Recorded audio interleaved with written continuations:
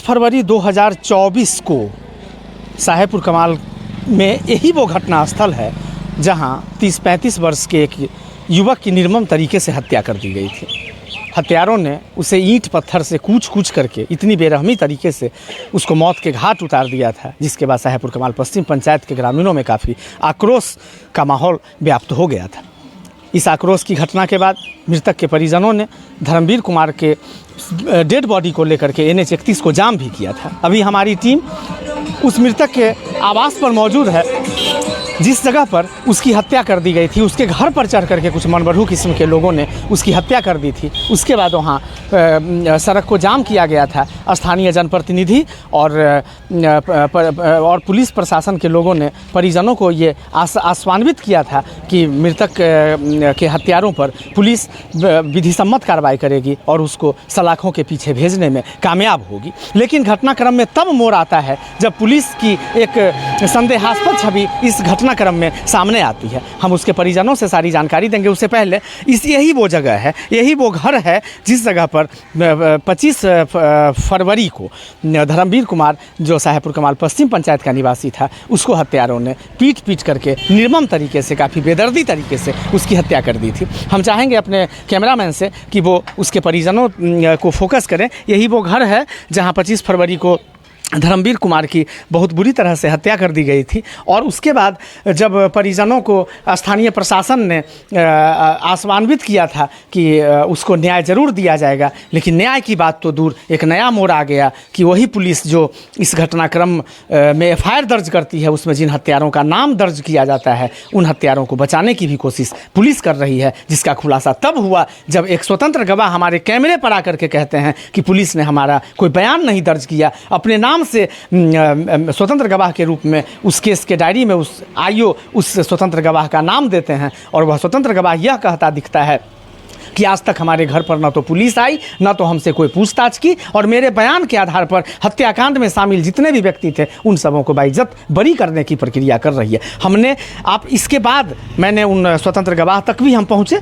हमने उस स्वतंत्र गवाह से का भी बयान लिया, उनसे हमने जानकारी ली, तो वो काफ़ी आश्चर्यचकित होकर के रह गए। उन्होंने हमें, और उस स्वतंत्र गवाह ने ही हमें डायरी का वो नकल जो कहते हैं उसकी प्रतिलिपि हमें उपलब्ध करवाई। और उन्होंने कहा कि कोई पुलिस पदाधिकारी या एक थाना का एक सिपाही भी आकर के हमसे कोई पूछताछ नहीं किया और अपने मन से मेरा नाम दे दिया गया। और सबसे बड़ी बात कि वो स्वतंत्र गवाह कल बेगूसराय के SP मनीष कुमार के पास जाकर के न्याय की गुहार भी लगाया है कि हमारा नाम आखिर IO ने इस केस में किस रूप में डाल दी। और वो IO से जब स्वतंत्र गवाह ने पूछा कि आपने हमारा नाम कैसे डाला, तो IO ने स्पष्ट कहा कि ये DSP कार्यालय से हमको आदेश था, इसलिए मैंने उसमें डाला। अब आप समझ सकते हैं कि बिहार पुलिस में एक हत्यारे को बचाने के लिए किस तरह का स्वांग रचा जाता है, किस प्रभाव में आकर के पुलिस प्रशासन एक हत्यारे को बचा रही है और एक निर्दोष परिवार को कैसे उजड़ने को विवश कर रही है। तो अभी हमारी मौजूदगी साहेबपुर कमाल पश्चिम पंचायत के धर्मवीर कुमार, जिसकी हत्या 25 फरवरी को बड़ी निर्मम तरीके से कर दी गई थी, उसके घर पर हम हैं। परिजन आपको सारी बात बताएंगे। हमारे साथ हैं धर्मवीर कुमार के भाई। आप अपना नाम बताएं। मेरा नाम बबलू कुमार है। बबलू जी, ये घटना कब हुई थी? 25 फरवरी को। 25 फरवरी को कैसे हुई थी? आपके भाई की जो हत्या हुई, ये तो काफ़ी मीडिया की सुर्खियों में रहा था। हर समाचार चैनल पर, हर अखबारों में इस खबर को काफ़ी प्रमुखता से छापा गया था। NH 31 को आप लोगों ने जाम भी किया था। कैसे हुई थी? किन किन लोगों ने आपके भाई के साथ आपके भाई के साथ निर्ममता से पेश आकर के उसकी हत्या कर दी थी? सबसे पहले तो हम थे वहाँ रोड पर खड़ा थे आगे, गुड्डू कुमार हमको गाली गलौज किया। उसके बाद हम घर चले आए। घर आने के बाद सूरज कुमार यहाँ मारपीट करने लगा मेरे भाई के साथ, दारू पिए हुए था दोनों।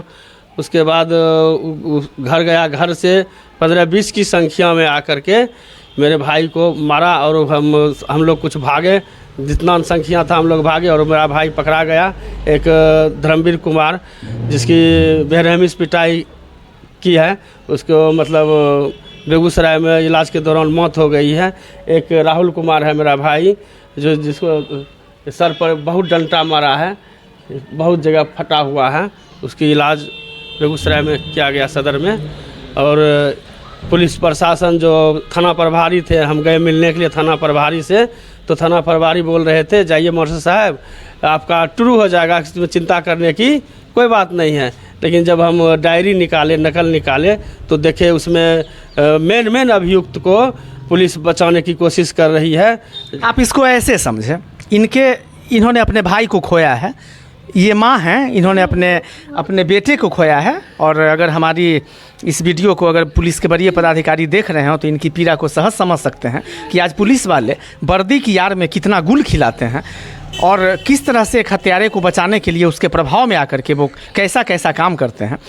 इन्हीं का बेटा था, इन्हीं का भाई था धर्मवीर कुमार, जिसकी बड़ी बेदर्दी तरीके से कूट करके पीट करके हत्या कर दी गई थी। और पुलिस ने क्या किया, उस हत्यारों को बचाने के लिए अपने मन से इसी गांव के एक मोहम्मद साबिर नाम के व्यक्ति हैं, उनको स्वतंत्र गवाह के रूप में खड़ा कर दिया। और उस डायरी में उस केस के जो आईओ हैं वो स्पष्ट लिखते हैं उस स्वतंत्र गवाह के बयान को आधार बना करके कि उस कांड में ये लोग शामिल नहीं हैं। अब आप समझ सकते हैं कि ऐसे में न्याय मांगने वाले लोगों की स्थिति क्या होगी। ऐसे में पुलिस प्रशासन से लोगों का विश्वास क्यों नहीं भंग होगा। एक तरफ आईओ कहते हैं कि मुझे ये निर्देश ऊपर से प्राप्त हुआ, ये ऊपर में बैठे कौन हैं। स्वतंत्र गवाह ने तो स्पष्ट कहा कि मैंने इसकी मांग एसपी साहब से की है कि आप इसकी पूरी निष्पक्ष जांच करें। आईओ कह रहा है कि मुझे डीएसपी कार्यालय से निर्देश प्राप्त हुआ। इसका मतलब है कि डीएसपी कार्यालय से अगर निर्देश प्राप्त होगा तो आप किसी हत्यारे को ऐसे आप छोड़ देंगे क्या। बबलू जी, आप इस विषय पर थोड़ा सा बताएं कि आपको कैसे जानकारी मिली कि आपने जिन हत्यारों का नाम दिया था उसके नाम के साथ छेड़छाड़ करके उसको बरी किया जा रहा है।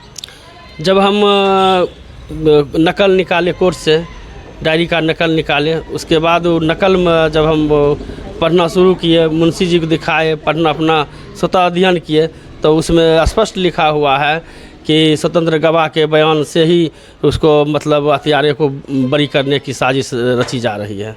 जबकि हमारी बात अभी उस स्वतंत्र गवाह से हुई। स्वतंत्र गवाह तो स्पष्ट कह रहा है, उसने इतना ही नहीं, स्वतंत्र गवाह ने कल कोर्ट में एफिडेविट बना करके एसपी को और डीआईजी को आवेदन दिया है कि हमसे आज तक किसी पुलिस वाले ने एक प्रश्न नहीं पूछा, मैं गांव में मौजूद भी नहीं था और मेरे बयान के आधार पर पुलिस उन हत्यारों को बचाने की चेष्टा कर रही है। अब आप समझ सकते हैं कि ऐसी स्थिति में अभी हम जिस जगह पर हैं, इस घर के सारे परिवार हैं, ये छोटे छोटे उसके नन्हे मुन्ने बच्चे हैं जिसके सिर से उसके बाप का साया उठ चुका है, ये उनकी माँ है। उस दिन की घटना पर यह काफ़ी द्रवित करने वाला माहौल होगा। हम माता जी से ज़्यादा इस पर सवाल जवाब करना नहीं चाहेंगे, लेकिन ये कहना जरूर पूछना चाहेंगे कि पुलिस की जो ये भूमिका अभी निभा रही है, पुलिस जिन्होंने वास्तव में आपके बेटे को मौत की नींद सुला दी, आज कम से कम अगर पुलिस इसको सजा नहीं देगा तो ऊपर वाले की अदालत में तो आपको जरूर न्याय मिलेगा।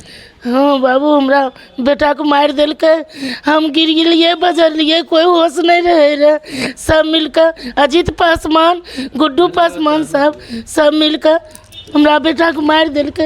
इनके नज़र के सामने में इसी जगह पर, जरा घुमाइए कैमरा को, जरा उधर घुमाइए, यही गेट है, आप देख रहे हैं। बाहर से गेट को बंद कर दिया और इनके दरवाजे पर, इनके सामने में, इन माता जी के सामने में, इस परिवार के सारे लोगों के सामने में 10-15 की संख्या में आए हुए बेखौफ बदमाशों ने पीट करके इतनी बेरहमी सी हत्या कर दी। और उसके बाद की कहानी को लेकर के आपके सामने हम आए हैं कि आखिर लोग पुलिस प्रशासन पर कैसे यकीन करें, जिसे न्याय का भगवान कहा जाता है, जहां लोग न्याय की गुहार लगाने जाते हैं। आज चंद पैसों पर ऐसे कुछ पुलिसकर्मी हैं जो बिक जाते हैं, जिससे लोगों का उसके प्रति मोहभंग होता जा रहा है। वरीय अधिकारियों से इस प्रकरण पर पूरे निष्पक्ष जांच की दरकार है ताकि लोगों का विश्वास बना। बबलू जी जो मृतक के भाई हैं, उनकी क्या मांग है, ये कल एसपी साहब के पास गए हुए थे आवेदन दे करके, यही बताएंगे कि आगे इनकी क्या मांग है इस घटना के संबंध में। हम तो जिस दिन से डायरी देखे हैं उसमें अभियुक्त तो बचाने की साजिश रची जा रही है, उस दिन से ही हमने आवेदन तैयार किया और आवेदन तैयार में रिसुपरविजन की मांग किए हैं और एसपी साहब से रिसुपरविजन की मांग करते हुए इसका निष्पक्ष जांच की जाए, जो कि अभियुक्त बचे नहीं। 25 फरवरी 2024 को साहेबपुर कमाल पश्चिमी पंचायत में एक व्यक्ति की बहुत निर्मम तरीके से हत्या कर दी गई थी। 35 वर्षीय धर्मवीर कुमार की हत्या के बाद साहेबपुर कमाल गांव का माहौल काफ़ी तनावपूर्ण हो गया था। परिजनों ने आरोप लगाया था कि एक जाति विशेष के कुछ दबंग प्रवृत्ति के मनबरहू किस्म के युवाओं ने मिल करके उसकी ईंट पत्थर से कूच करके बड़ी बेरहम तरीके से उसको मौत के घाट उतार दिया था। उस घटना के बाद जख्मी अवस्था में जब धर्मवीर कुमार को बेगूसराय के सदर अस्पताल में भर्ती करवाया गया तो वहाँ उस व्यक्ति की मौत हो गई। मौत के बाद परिजनों में कोहराम मच गया और उसके बाद उसके परिजनों ने उसके शव को लेकर के जब साहेबपुर कमाल स्थित उसके आवास पर आए और उसके शव को लेकर के NH-31 को जाम कर दिया था। NH-31 को जाम करने के बाद स्थानीय पुलिस पदाधिकारी, स्थानीय जनप्रतिनिधियों ने परिजनों को ये आश्वासन दिया कि जो हत्यारे हैं उनको उनके खिलाफ सख्त से सख्त कार्रवाई की जाएगी। और पुलिस के इसी आश्वासन के बाद पुलिस के द्वारा प्राथमिकी दर्ज करने के बाद परिजनों ने मृतक धर्मवीर कुमार का अंतिम संस्कार जाकर के कर दिया। लेकिन अब इस कहानी में तब नया मोड़ तब आता है जब परिजनों ने जिन हत्यारों का नाम उस केस में डाला था, पुलिस ने उन हत्यारों का पर किसी भी तरह की विधि सम्मत कार्रवाई की बात तो दूर, उन पुलिस ने एक ऐसे स्वतंत्र गवाह को खड़ा कर दिया जिस स्वतंत्र गवाह से जब इस घटना की जानकारी लेने के लिए हम पहुंचे तो हम भी बिहार पुलिस की इस कार्यशैली को देख करके काफ़ी हैरान और परेशान रह गए कि कैसे बिहार पुलिस एक निर्दोष को किसी केस में फंसा करके बर्बाद कर देती है और कैसे एक हत्यारे को बाइज्जत बरी करने का जो स्वांग रचती है उसका जीता जाता उदाहरण इस प्रकरण में आपको देखने और सुनने को मिलेगा। हमारे साथ अभी इसी के केस के जिस केस में धर्मवीर कुमार की हत्याकांड जो हुई थी, जो काफ़ी साहेबपुर कमाल में चर्चा के केंद्र में रहा था, उसके स्वतंत्र गवाह हमारे बीच मौजूद हैं। हम चाहेंगे अपने कैमरामैन को कि उनके इधर फोकस करें। ये हैं मोहम्मद साबिर, ये साहेबपुर कमाल पश्चिम पंचायत के मूल निवासी हैं। हम जानते हैं कि इनको पुलिस ने कैसे स्वतंत्र गवाह के रूप में खड़ा कर दिया और हत्यारे को बचाने की जो साजिश रच रही है उस पर ये पूरी प्रकाश डालेंगे। आप पहले ये बताएं, आपका नाम क्या है? मोहम्मद साबिर। आपका घर कहाँ है? साहेबपुर कमाल। ये जो धर्मवीर कुमार हत्याकांड हुई थी, इसके बारे में आपको क्या जानकारी है? हमें कुछ जानकारी, हम थे ही नहीं तो हम क्या बताएं आपको। हमारे यहाँ हमें फंसाया जा रहा है, इसलिए कि हमको आज से 4 दिन 5 दिन पहले हमें पता चली है कि आपको गवाह में नाम दिया गया। गांव का आदमी कोई मुझे बताया। जब मैं थाना पे आया हूँ, पता किया हूँ आयो साहब से, तो बोला नहीं आपका नाम नहीं है। तो इस हिसाब से तो कानून मुझे फंसा रहा ना। कहने का आशय ये है कि पुलिस की यहाँ चालबाजी देखिए। पुलिस ने क्या किया, विपक्षियों के जो हत्यारे का जो समूह है उसके पक्ष में आकर के पुलिस ने उन हत्यारों का नाम उस केस से निकालने के लिए अपने मन से या उसके प्रभाव में आकर के इस व्यक्ति का नाम, मोहम्मद साबिर का नाम स्वतंत्र गवाह के रूप में दे दिया। और जो डायरी में आईओ हैं इस केस के, उस आईओ ने स्पष्ट इनके बयान के आधार पर कुछ हत्यारों के नाम को उस केस से निकाल दिया। जबकि ये जो गवाह हैं ये कह रहे हैं कि मुझसे ना तो आज तक कोई पुलिसकर्मी आए, ना तो हमसे कोई बयान लिए, ना तो हमसे कोई सवाल किए। क्या आपके पास कोई पुलिस वाले गए थे? जी नहीं, कोई पुलिस वाले नहीं गए थे। हम कल खुद थाने पे आए ना, आयो साहब से पूछे क्या आपने इतना जो बयान पे लिखा हुआ मेरे नाम पे, क्या आप हमसे मिले?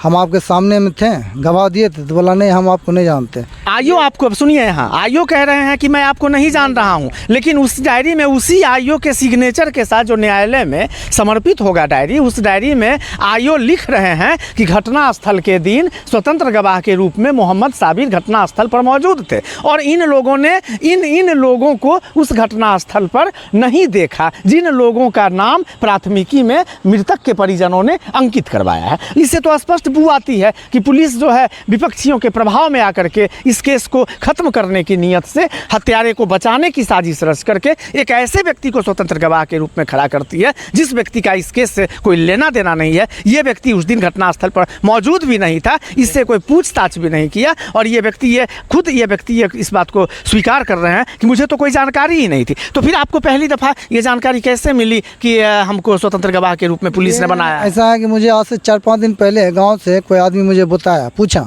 साबिर क्या तूने किसी के गवाह में नाम दिया? हम बोले इस सबसे हम दूर रहते हैं, हम तो नहीं नाम दिए। फिर जब मुझे पता चला, दिमाग उलझन हुआ, तो मैं थाना पे आया साहब से पूछने के लिए आया हूँ ये सब मेरे नाम से क्या मैंने गवाह में दिया था आपको अपना नाम?